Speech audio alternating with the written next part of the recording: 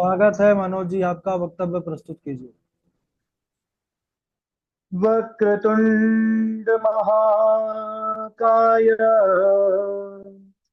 सूर्यकोटि समप्रभम् निर्विघ्नं कुरु मे देवा सर्वकार्येषु सर्वदा।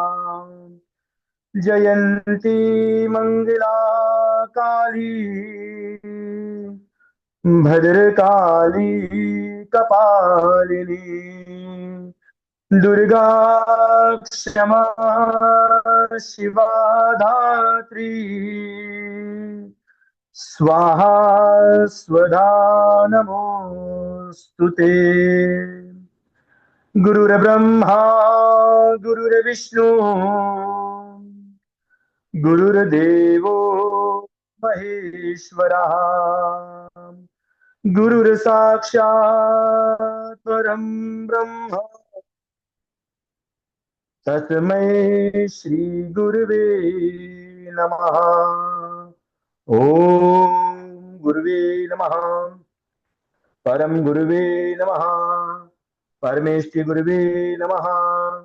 परात्पर गुरुवे नमो नमः। ओम श्री राधा कृष्णाभ्याम नमः। ओम श्रीमते रामानुजाभ्याम नमः। ओम श्वेतांगम श्वेतवस्त्रम स्थितिकुसुमगणे पूजितं श्वेतगन्धे क्षीराब्धो रत्नदीपे सुरनरतिलकं रत्नसिंहासनस्थं दूर्भे पाशां कुशाद्वयवरदत्तं चन्द्रमूले त्रिनेत्रं ध्याये शान्त्यर्धमेशं गणपतिममलं श्रीशमेतं प्रसन्नं ध्याये शान्त्यर्धमेशं गणपतिममलं श्रीशमेतं प्रसन्नम्। ॐ नारायणं नमस्कृतं नरं चैव नरोत्तमं देवीं सरस्वतीं व्यासो ततो जयमुदीरयेत्। यस्याः स्मरणमात्रेण जन्म संसार बन्धनात् विमुच्यते। नमस्तस्मै विष्णवे प्रभविष्णवे लोकाभिरामं रणरङ्गधीरं राजीवनेत्रं रघुवंशनाथं कारुण्यरूपं करुणाकरं तं श्रीरामचन्द्रं शरणं प्रपद्ये। श्रीरामचन्द्रं शरणं प्रपद्ये। रामाय रामभद्राय रामचन्द्राय वेदसे रघुनाथाय नाथाय सीताय पतये नमः। सीताय पतये नमः। अंजनानंदनं वीरं जानकी शोकनाशनं कपीसमक्षहन्तारं वन्दे लङ्काभयङ्करं। मूकं करोति वाचालं पङ्गुं लङ्घयते गिरिं यत्कृपातमहं वन्दे परमानन्दं माधवम्। परमानन्दं माधवम्। भक्त भक्ति भगवंत गुरु चतुर नाम बपु एक, इनके पद बंधन किए नासत विघ्न अनेक। नाशत विघ्न अनेक। बोले श्री भागवत महापुराण की जय। अनंत कोटि ब्रह्मांड नायक अचिंत्य कल्याण गुणगण निधान सर्वेश्वर सर्वाधिपति अकारण करुणा करुणालय अकारण करुणा कारक सकल जन कल्य शाप हारक परात्पर परम ब्रह्मा अनंत कोटि कंदर्प दर्प दलन पटियान, निर्गुण निराकार सगुण साकार, जगदैक बंधु करुणेक सिंधु, सचिदानंद घन परमात्मा श्री कृष्ण एवं राधा जी के युगल चरणारविंदों में दास का बारंबार वंदन है।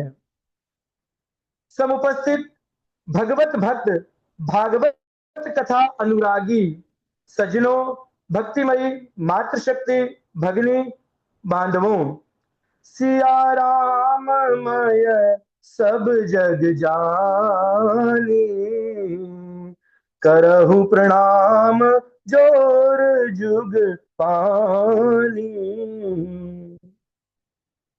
मेरे प्यारे सभी सहपाठियों, और मेरी जीवन का पहला भागवत कथा के ऊपर वक्तव्य है, और पूज्य गुरु जी के आशीर्वाद से ही मैं जो कुछ भी बोलूंगा वह मैं नहीं, केवल और केवल गुरु जी की कृपा ही मुझे बोलने में सक्षम बनाएगी।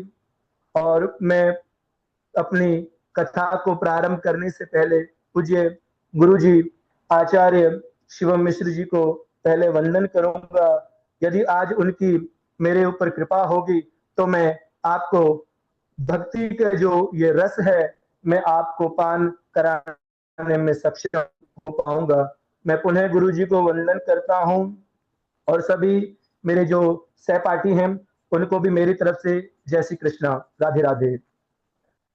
प्रिय साथियों, भक्तों, आज हम सब यह जानेंगे कि भागवत किसे कहते हैं, भागवत किसे कहते हैं, और जो हम भक्तिमय भगवान की जो कथा के रस का जो पान करेंगे उसके विषय में शास्त्रों में क्या वर्णित किया गया है वह सब मैं आपके समक्ष वर्णन करूंगा। भगवतः इदं स्वरूपम भागवतम, भगवतः इदं स्वरूपम भागवतम, जो भगवान का स्वरूप है उसे भागवत कहते हैं। तेन तेनेयम वांगमही मूर्ति प्रत्यक्षः कृष्ण एव ही, श्रीमद् भागवत भगवान श्री कृष्ण की प्रत्यक्ष शब्दमयी मूर्ति है। भगवतः प्रोक्तम भागवतम, भगवान ने जिसका उपदेश किया है उसे भागवत कहते हैं। भगवतः चरितम यस्मिन् तद भागवतम, जिसमें भगवान के परम पवित्र चरित्र का वर्णन किया गया है उसे भागवत कहते हैं। भगवत्याः श्री राधायाः गुप्त चरितः यस्मिन् तद भागवतम, जिसमें श्री राधा रानी के गुप्त चरित्र का वर्णन किया गया है उसे भागवत कहते हैं। भगवतो श्री राधा कृष्णयो इदं स्वरूपम भागवतम, जिसमें श्री राधा एवं कृष्ण के पावन चरित्र का वर्णन किया गया है, जो राधा एवं कृष्ण के युगल स्वरूप है उसे भागवत कहते हैं।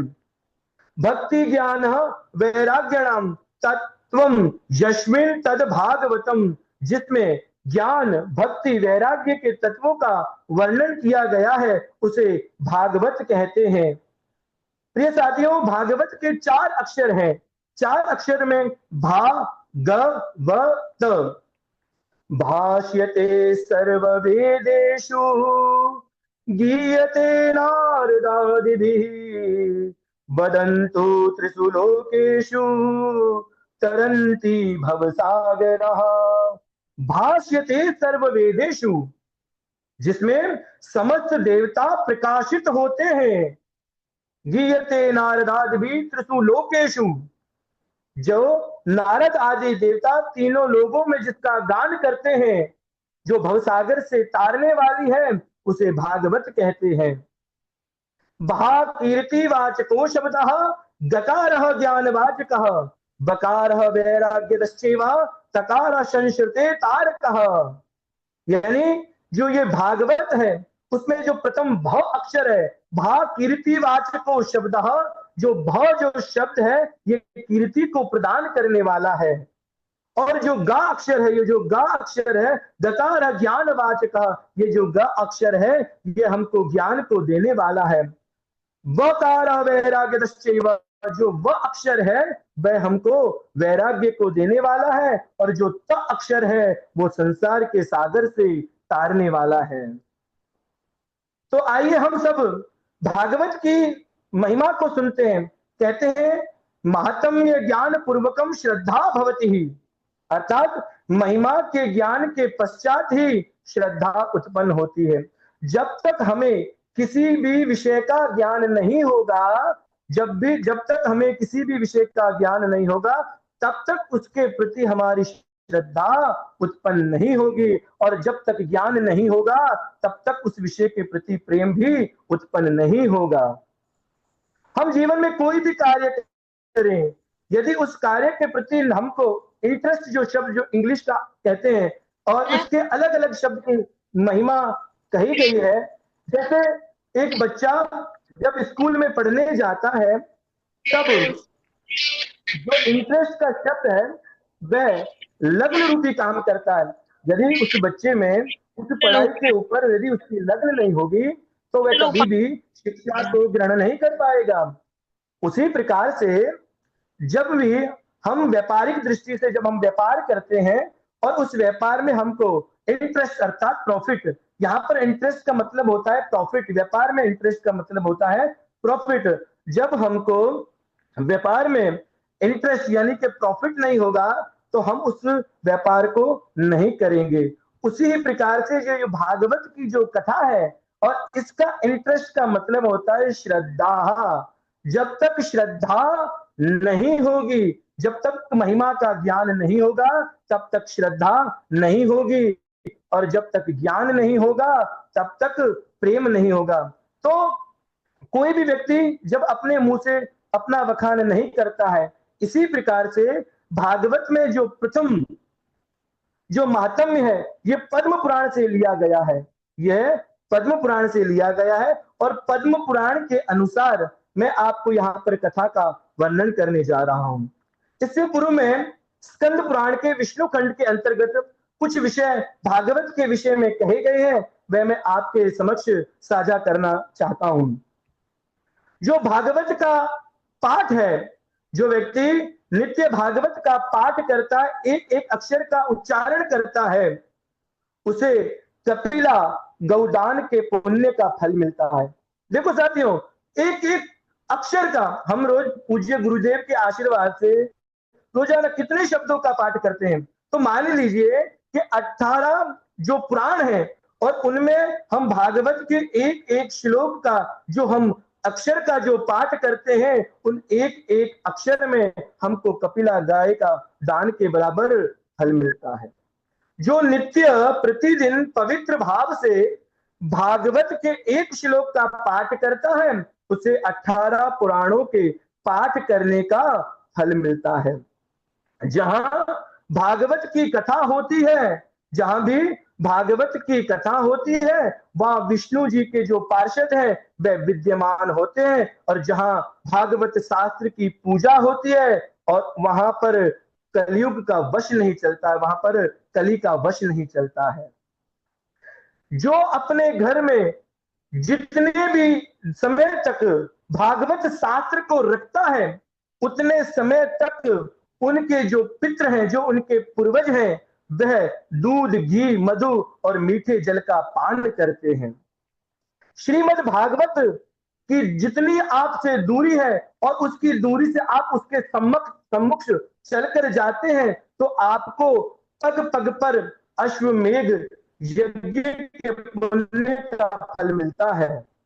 भागवत की कथा सुनने से भगवान भक्त के वशीभूत हो जाते हैं।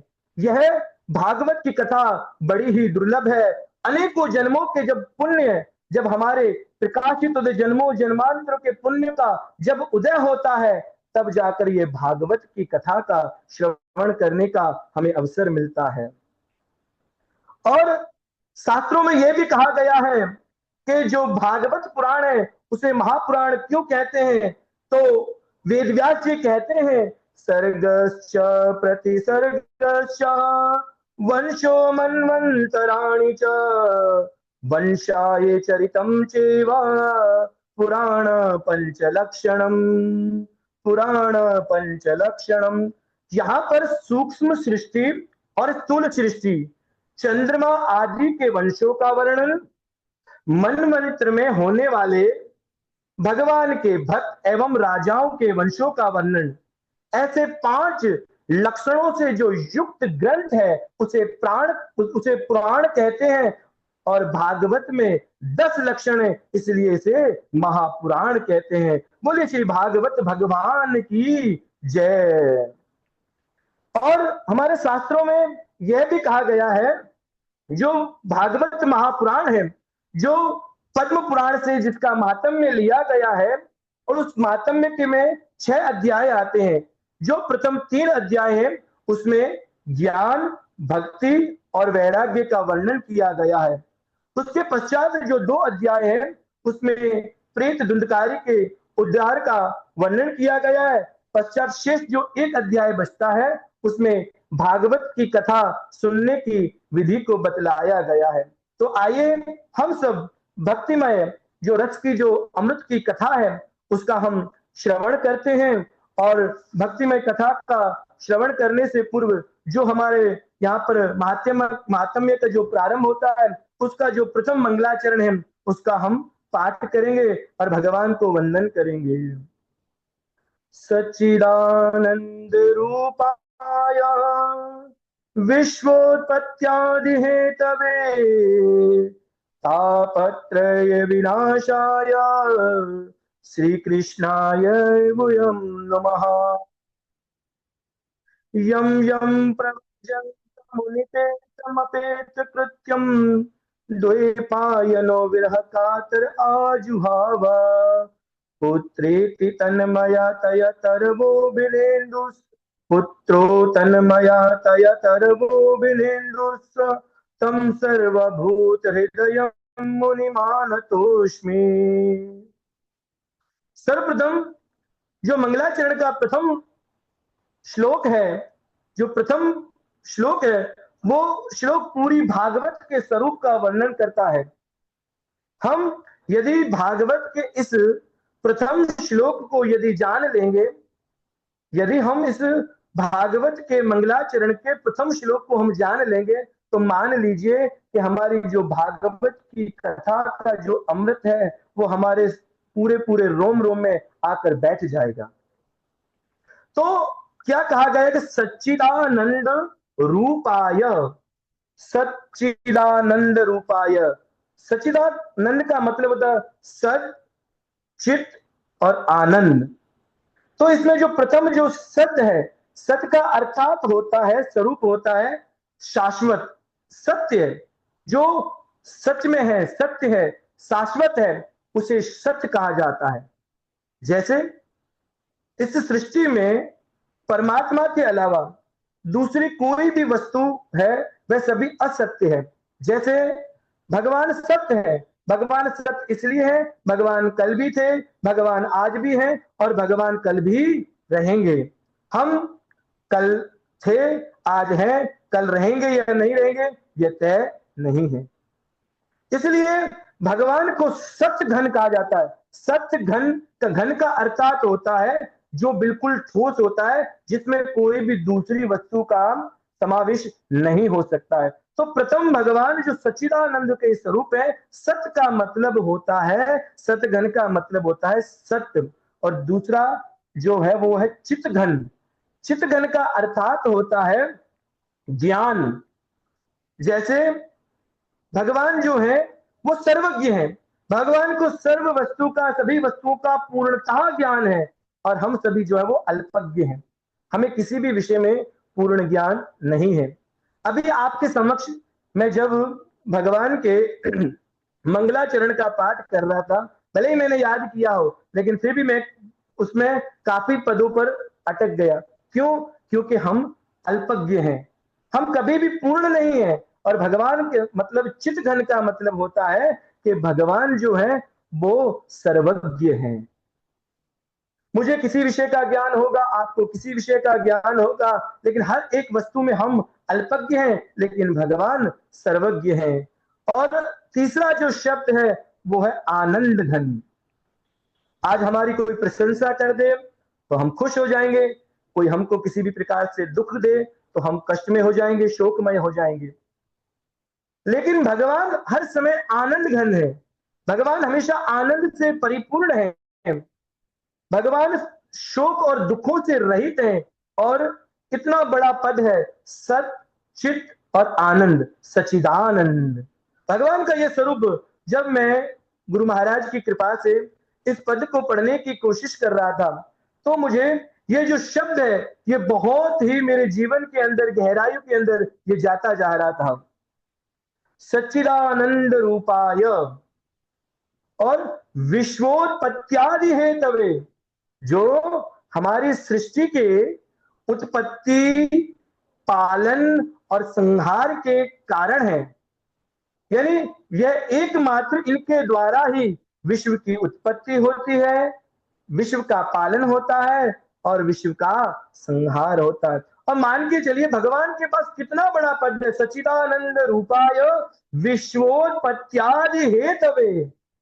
सच्चिदानंद रूप के बारे में मैंने आपको समझाया, और ये जो विश्व की उत्पत्ति स्थिति के कारण है, और जो तापत्रये विनाशाय, ये जो त्रिविध ताप है, आधि देविक, देहिक, देविक और भौतिक, ये जो तीन प्रकार के जो ताप हैं हमारे जीवन में, ये जो देहिक ताप होता है, देहिक ताप का मतलब होता है जो हमारे मन में, शरीर में जितने भी संताप के द्वारा जो ताप या दुख होते हैं, इसे देहिक ताप कहते हैं।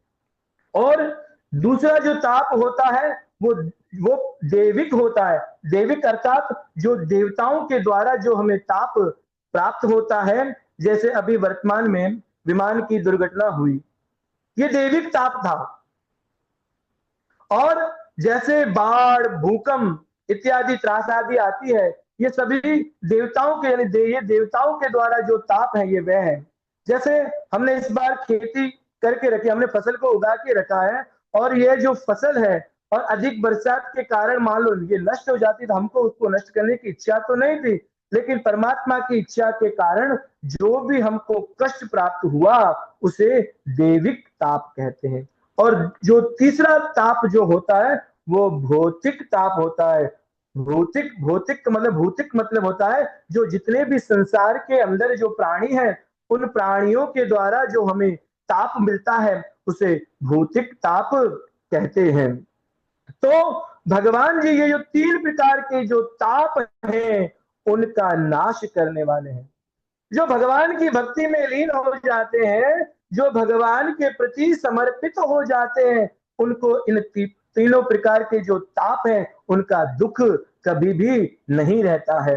और अंततः ये बहुत बड़ा पद है, और हमारे जीवन में यदि भगवत गुरु महाराज की कृपा से, क्योंकि गुरु के ज्ञान के बिना सब कुछ अंधकार है, और जब तक गुरु की कृपा नहीं होगी तो ये जो अंत का जो पद है, जो ये मुख्य पद है, श्री कृष्णाय वयम नुमः, हम भगवान श्री कृष्ण जो राधा रानी के सहित हैं, ऐसे भगवान श्री कृष्ण को वंदन करते हैं। बोले श्री कृष्ण कन्हैया लाल की जय। और यहाँ पर जिस समय सुखदेव जी महाराज का उपनयन संस्कार आदि भी नहीं हुआ था, वह व्यस्त होकर वन की ओर चल पड़े। जब पुत्र को वन में जाते देखकर वेद व्यास जी के मन में पुत्र के मोह के प्रेरित होकर अपने पुत्र को कहते हैं, हे पुत्र रुक जाओ, ठहर जाओ, वन में मत जाओ। उस समय तन्मय होकर वृक्ष कहते हैं, तन्मय होकर सूर्य जी महाराज की तरफ, सुखदेव जी महाराज की तरफ से वृक्ष कहते हैं कि हे वेद व्यास जी, आप तो ज्ञानी हैं, हमें देखिए, हम में न जाने कितने फल लगते हैं, उत्पन्न होते हैं, नष्ट होते हैं, परंतु हम कभी दुखी नहीं होते हैं। अतः वेद व्यास जी आप दुखी ना होइए। सभी के हृदय में सुखदेव जी महाराज विराजमान है। वह सर्वभूत हृदय श्री सुखदेव जी महाराज को मैं नमस्कार करता हूं। नेमिषे सूतमासीनः मभिवादय महामतिम् कथामृतरसास्वादः कुशलो शौनको ब्रवीत्। पश्चात नेमिषारण्य का अत्यंत पवित्र पावन भूमि है जो साधकों को सिद्धि प्रदान करने वाली है, जहां पर शौनक आदि 88,000 ऋषि विराजमान हैं। उनके मध्य में सौनक जी महाराज मुख्य प्रधान श्रोता के रूप में विराजमान है।